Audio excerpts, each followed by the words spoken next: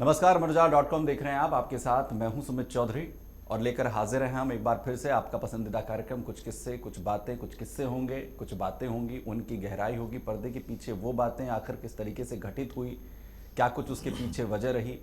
इन तमाम चीज़ों को, इन किस्से कहानियों को हर बार हम तक पहुंचाते हैं वरिष्ठ पत्रकार, अमर उजाला के सलाहकार संपादक विनोद अग्निहोत्री जी, जो एक बार फिर से हमारे साथ हैं। सर, बहुत बहुत शुक्रिया हमारे साथ जो है वो जुड़ने के लिए। और कुछ किस्से, कुछ बातों में दर्शकों, आज हमारी जो कोशिश है वो है हाल ही में जिस तरीके से दिल्ली के पूर्व मुख्यमंत्री अरविंद केजरीवाल को लेकर एक बड़ा फैसला दिल्ली की अदालत की तरफ से दिया गया, जिसमें जो बड़े आरोप शराब घोटाले को लेकर उन पर लगे थे, उसमें कोर्ट ने न सिर्फ अरविंद केजरीवाल को, दिल्ली के डिप्टी सीएम रहे मनीष सिसोदिया को और तमाम जो आरोपी थे, न सिर्फ उन्हें बरी किया बल्कि सीबीआई की भूमिका पर, सीबीआई की कार्यशैली पर भी सवाल खड़े कर दिए। लेकिन क्या शराब घोटाला, अरविंद केजरीवाल का इस तरीके के मामले से छूटना कोई पहला मामला है? सीबीआई पर तो आपने पहले भी सवाल उठते हुए देखे।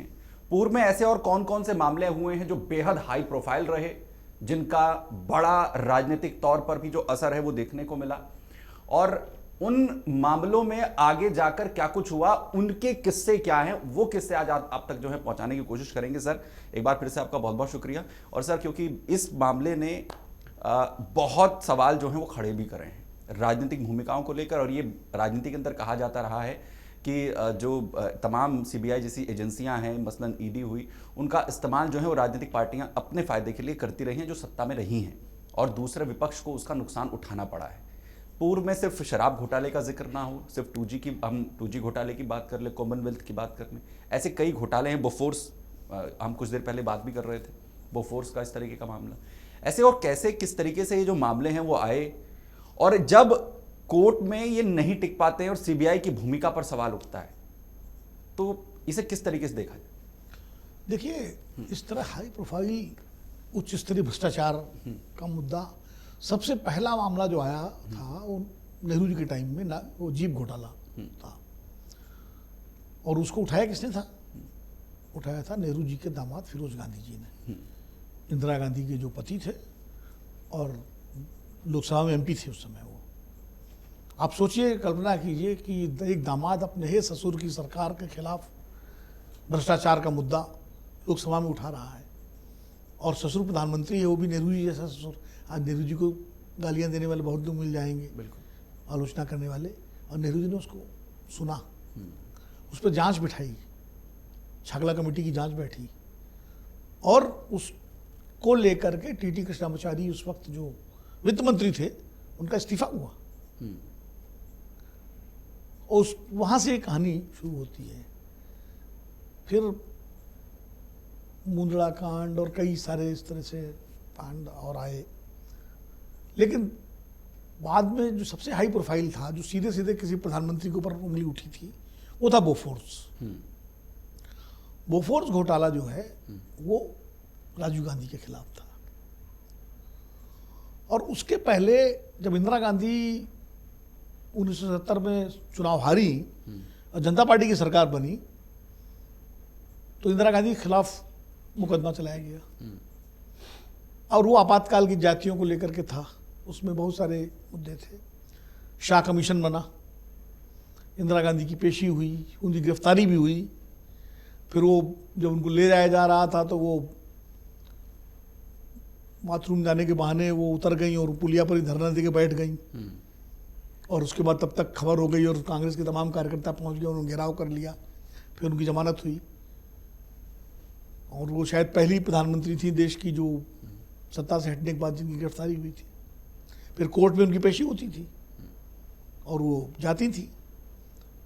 और सबसे ज़्यादा एक आपको किस्सा बताऊं कि इंदिरा गांधी जब हार गई और ये सब चल रहा था प्रकरण, तो मोरारजी देसाई प्रधानमंत्री थे। मोरारजी जी ने आदेश दे दिया कि इनका मकान खाली करा दिया जाए, जो जहाँ रहती थी सफदरजंग रोड पे। और इंदिरा जी के पास कोई मकान नहीं था दिल्ली में अल्टरनेटिव। चंद्रशेखर जी जो जनता पार्टी के अध्यक्ष थे और पहले कांग्रेस में थे, कांग्रेस छोड़ के वो जेपी मूवमेंट में जेपी के साथ गए थे, उन्होंने इंदिरा गांधी से मिलने गए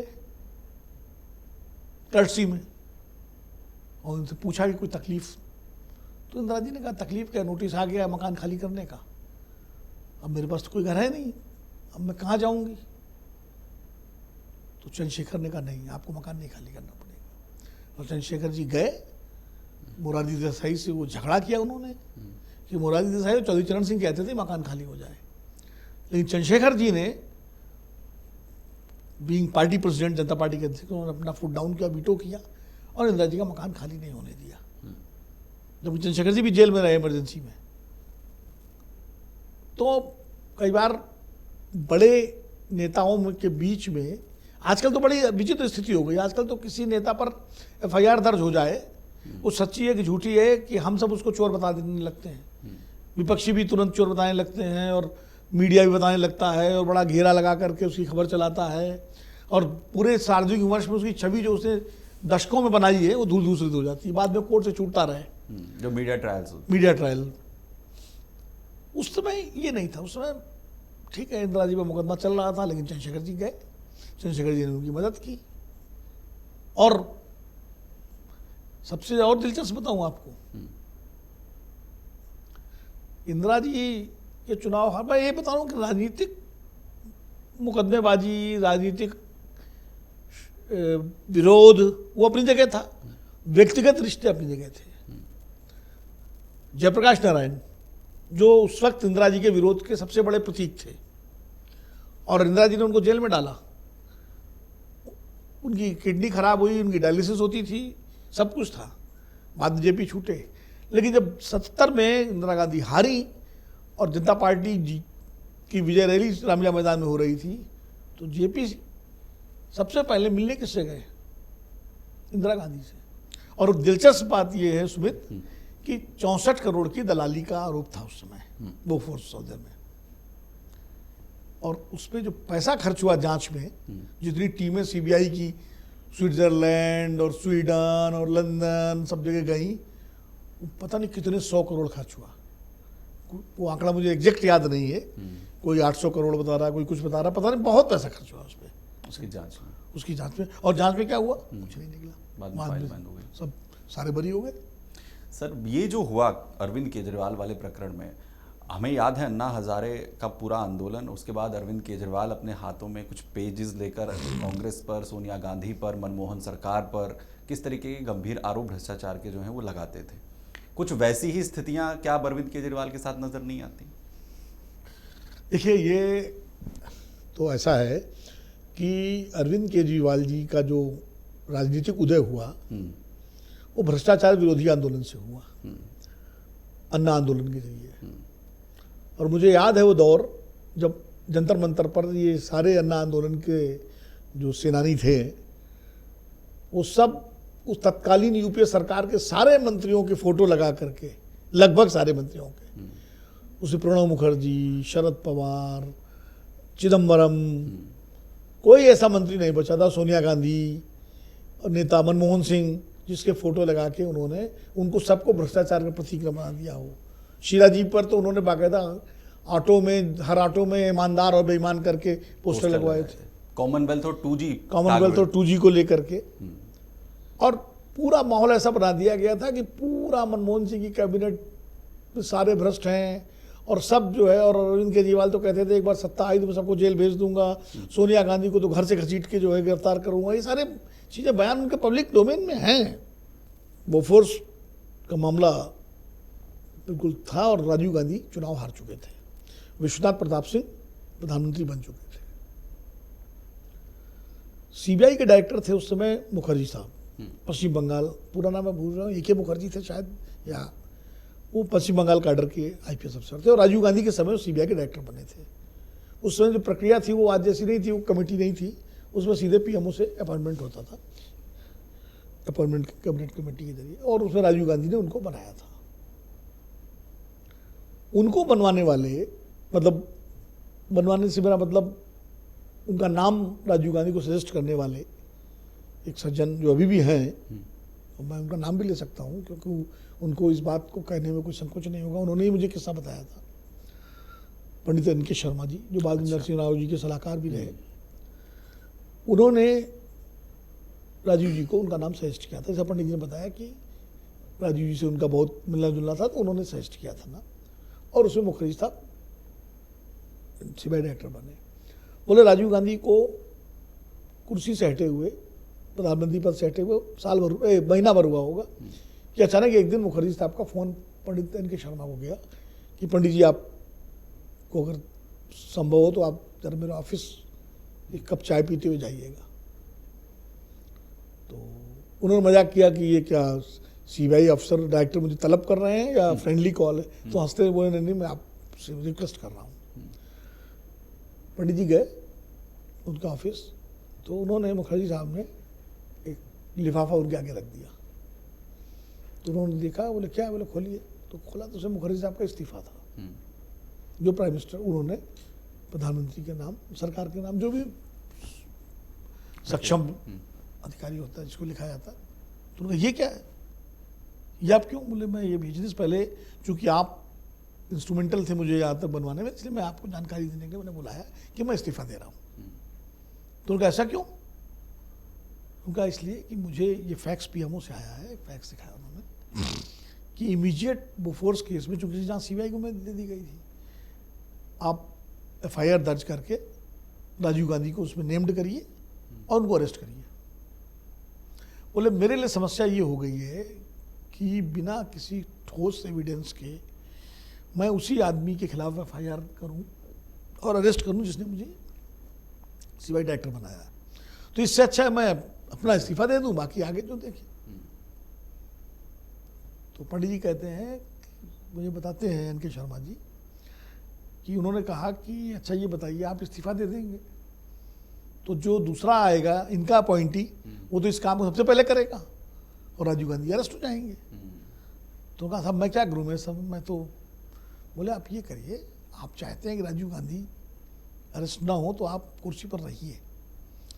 और उन्होंने उनसे कहा कि आप ये बताइए सरकार को कि भाई राजीव गांधी अभी सरकार बनी है, 1 महीना हुआ है, वो लीडर अपोजिशन है, 195 एमपी उनके साथ है, और इमीडिएट अगर इसमें हम एफआईआर गिरफ्तार करेंगे तो ये विंडेटा माना जाएगा। जब तक जांच पूरी ना हो, एकदम से हम नाम बिना किसी ठोस एविडेंस के, हमारे पास अभी कोई एविडेंस भी नहीं है, और कोर्ट में पहली तारीख में उनको जमानत मिल जाएगी, तो उससे सरकार की बहुत किरकिरी होगी और सीबीआई की भी किरकिरी होगी। इसलिए बेहतर होगा कि हमें पहले जांच करने दें, और जांच में अगर क्रेडिबल एविडेंस होगा तो हम आगे कार्रवाई करेंगे। तो बोले कम से कम आपको जो है एक वो मिल जाएगा। तो उन्होंने फिर यही सवाल जवाब सरकार को भेजा और सरकार ने मान लिया कि ठीक है आप जांच करिए। बाद में वो फिर उनका वो हटा दिए गए, बदल दिए गए और दूसरे आ गए, वो जांच बढ़ी आगे। फिर मतलब ये तो इस तरह की चीज़ें भी रही हैं। अब हम अरविंद केजरीवाल मुद्दे मान लीजिए आते हैं। अब अरविंद केजरीवाल ने तो सबको कर दिया था, उसके बाद आज उनको महसूस हुआ, जब वो कल रोए तो हमको याद हुआ आया कि अच्छी बात है अगर आपके पास सबूत नहीं है, आप पे झूठा आरोप लगा जैसा कोर्ट कह रहा है, और आप छूटे तो आदमी भावुक हो ही जाता है, होना भी चाहिए। पिछले कई वर्षों से लगातार पूरा परिवार अरविंद केजरीवाल जी का और मनीष सिसोदिया, ऐसा लोग एक जिल्लत और जलालत झेल रहे थे, तो वो ठीक भी नहीं। लेकिन इससे सबक ये है सारे राजनीतिक दलों के लिए, सबके लिए, कि भाई जब तक कोर्ट का फैसला ना आए और क्रेडिबल सबूत ना हो, तब तक हम अपने प्रतिद्वंदी को एकदम से हम भ्रष्ट और चोर और ना कहना शुरू कर दें। अरविंद केजरीवाल ने तो जिन जिन नेताओं पर आरोप लगाए उनमें से कुछ नेताओं से बकायदा उन्होंने लिखित में माफी मांगी। हाँ, वो तो अरुण जेटली जी से मांगी, गडकरी जी से मांगी, वो तो है ही किस्सा। मैं ये कह रहा था कि हाई प्रोफाइल केसेस जब होते हैं ना, तो आरोप लगता ये है कि सब सरकार एजेंसी का इस्तेमाल कर रही है, और ये आरोप कोई नया नहीं है। जब कांग्रेस पावर में थी तो बीजेपी आरोप लगाती थी, आज बीजेपी पावर में है तो कांग्रेस और दूसरे दल लगाते हैं। जब गुजरात में नरेंद्र मोदी जी के खिलाफ सीबीआई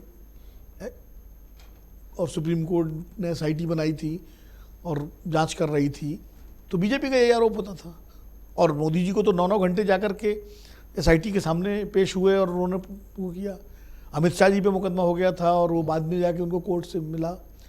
तो या वो मामला जो कथित रूप से हिंदू आतंकवाद वाला मसला था, उसमें तमाम सारे लोग नामित हुए, और उसके बाद ये लगा कि एजेंसियों का दुरुपयोग हो रहा है, और फिर कोर्ट सत्ता सरकार बदलने के बाद कोर्ट से भी वो सब सारे लोग छूटे। अभी ताज़ा मामलों में आप देखो, संजय राउत का मसला था, जब उनको अरेस्ट किया था ईडी ने, और फिर बॉम्बे हाई कोर्ट ने किस तरह से संजय राउत को जब जमानत दी थी तो कितनी फटकार लगाई थी। हेमंत सोरेन का मसला, हेमंत सोरेन को राहत मिली, रिलीफ मिली।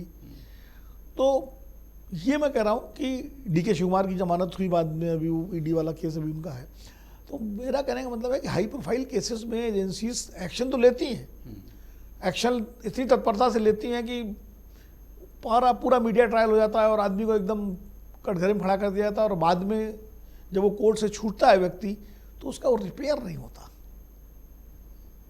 उसकी इमेज को जो चोट लगती है वो रिपेयर होना बड़ा मुश्किल होता है। तो सिर्फ पहला मामला नहीं है शराब घोटाले का जिससे अरविंद केजरीवाल इस तरीके से निकलकर सामने आए हों। हालांकि नुकसान उन्होंने उठाया है, लेकिन पूर्व में उनके आरोपों से भी एक लेकिन इससे सुमित, इस फैसले से, अदालत के फैसले से विपक्षी दलों को बड़ी ताकत मिली है ये कहने में कि साहब देखिए, और ममता जी अब बंगाल में इसको कहीं इस्तेमाल करेंगी इस फैसले का, स्टालिन तमिलनाडु में करेंगे, तो कांग्रेस तो एक अलग भूमिका में है। वो मैं उसी पर आ रहा था, क्योंकि कांग्रेस शायद समझ नहीं पा रही है कि अभी उसको इसका रिवॉर्ड करना है या उसे स्वीकार करना है। ये बड़ी बात है, क्योंकि माकन साहब भी थे जो इसको जो है वो लेकर गए थे। खैर एक लंबी चर्चा इस पर जो है हो जाएगी, लेकिन कुछ किस्से कुछ बातों में आज के लिए फिलहाल के लिए इतना ही। और विनोद सर ने उन तमाम हमें जो पूर्व में इस तरीके के जो तमाम घटनाक्रम सामने आए हैं और वो क्या क्या कुछ उनका हश्र कोर्ट के सामने हुआ है, पहला मामला नहीं है शराब घोटाले का, चाहे बोफोर्स का जिक्र उन्होंने किया, 2G कोलगेट का उन्होंने जिक्र किया, ये पूर्व में भी होते रहे हैं।